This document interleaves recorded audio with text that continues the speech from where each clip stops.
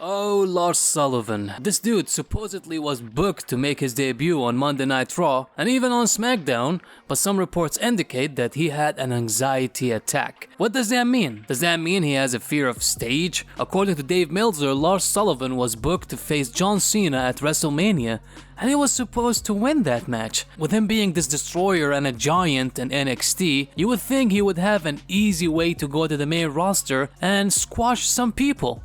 But that didn't happen.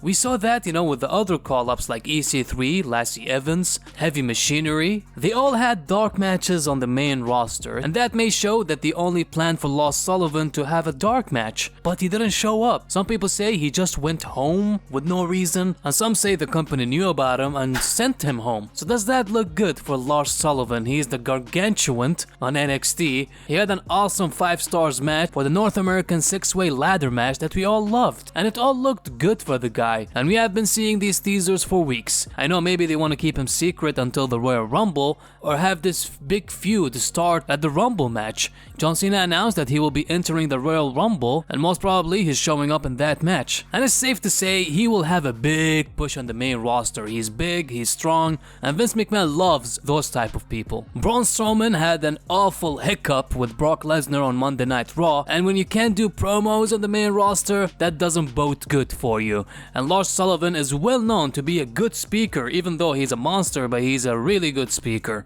But I will leave the answer to you. What do you think happened there? And do you think this will halt the push for Lars Sullivan on the main roster? Mention it in the comments below. Press a like if you enjoyed the video, subscribe to the channel, it will help us a lot, and you can check some other news in this playlist. Take care, guys.